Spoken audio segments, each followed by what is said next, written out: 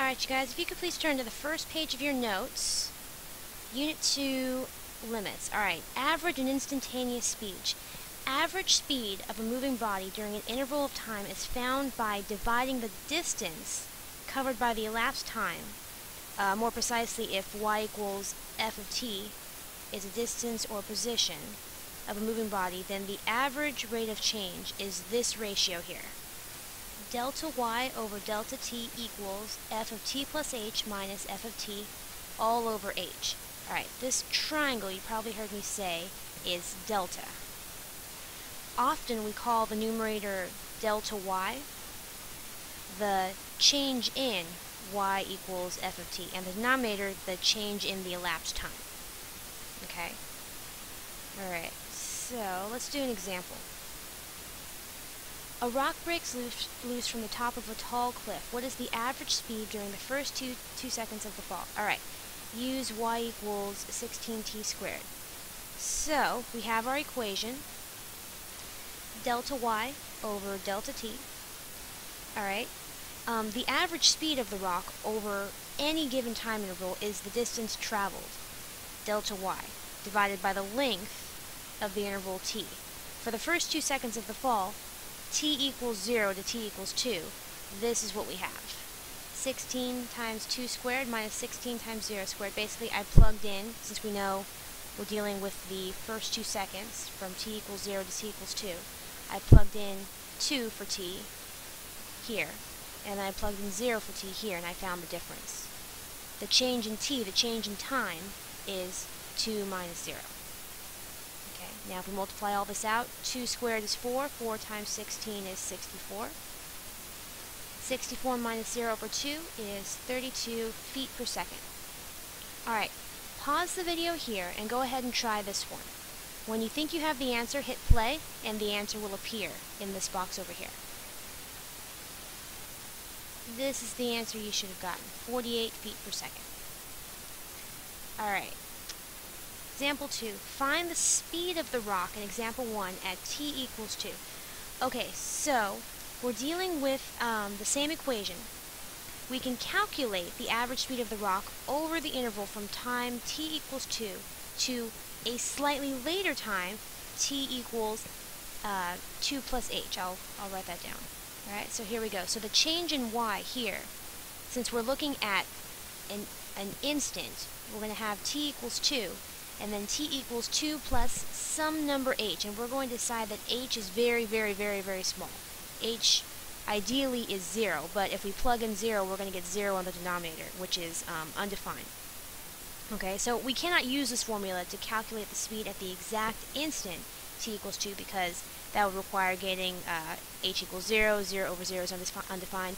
However, we can get a good idea of what is happening at t equals 2 by evaluating the formula at values of h close to 0. Okay? Another way we could do it, if I were to FOIL this out and simplify it, this is what I'm going to get. And then I can go ahead and distribute the 16, and I get this.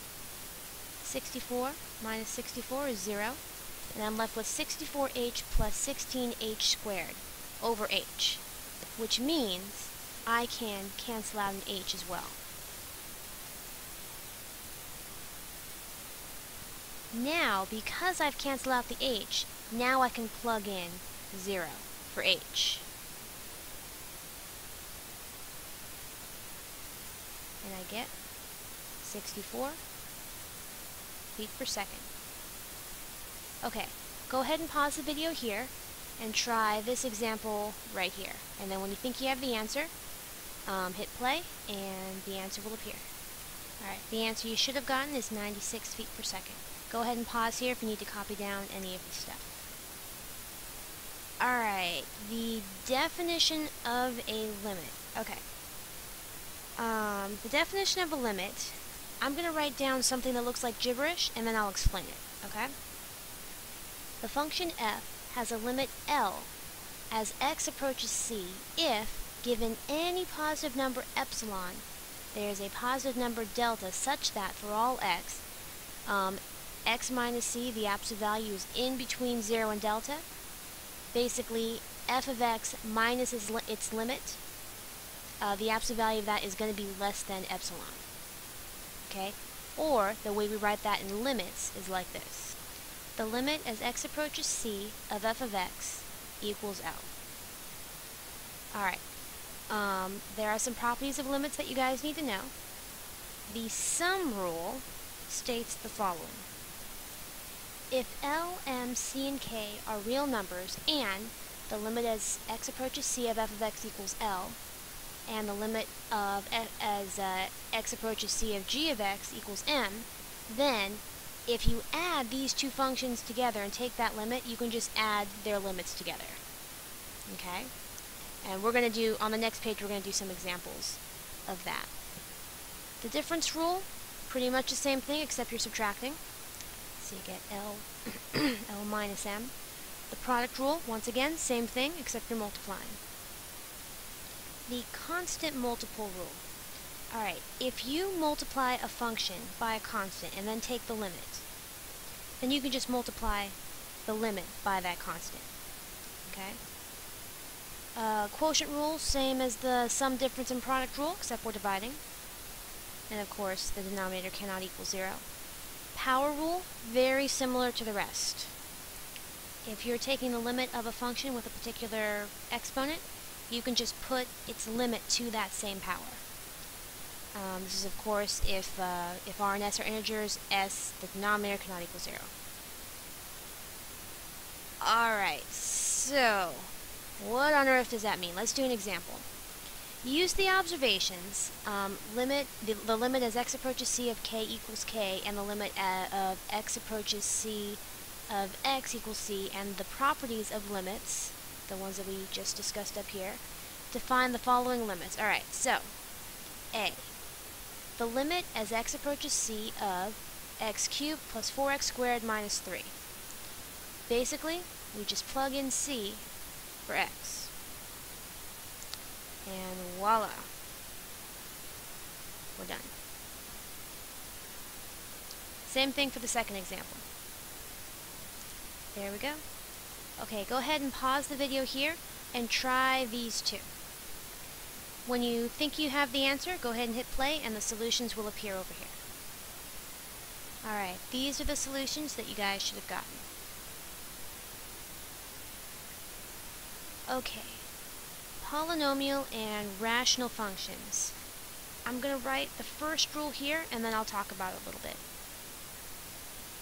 If f of x equals a sub n x to the n plus a sub n minus 1 x to the n minus 1 plus dot dot dot a naught is a polynomial and c is any real number, then the limit as x approaches c of f of x is really just f of c. And you can plug in c for x everywhere where you see an x. Okay, so basically if you have a polynomial and you're taking the limit as x approaches some particular number, just plug in that number for x. Okay, that works for any polynomial. Now, for a rational function, when you have a fraction of polynomials, this is what you get. If f of x and g of x are polynomials and c is any real number, then the limit as x approaches c of f of x over g of x equals f of c over g of c. Basically, you just plug in c for x. Provided, of course, that g of c does not equal 0. If you get 0 on the bottom, you have to factor and cancel stuff out or do something else. Alright? Okay, so, example 4. Solve the following. The limit as x approaches 0 of this function, basically, we just plug in 0 for x. And we get 0. Same thing for the second one. We plug in 2 for x. 2 squared is 4, plus 2 times 2, that's 4 also. 4 plus 4 plus 4 is 12. 12 divided by 4 is 3. Alright, go ahead and pause the video here and try these two. Alright, these are the solutions you guys should have gotten here. Okay? Alright, example 5. Determine the limit as x approaches 0. Alright, something I'm just going to give you guys. The limit as x approaches 0 of sine of x over x equals 1. Okay? We're actually going to, later on, we're going to discuss why that is. For now, just know that and see what you can do with it. Alright. Tangent, as you guys should know, is sine over cosine. So we can actually write this like this.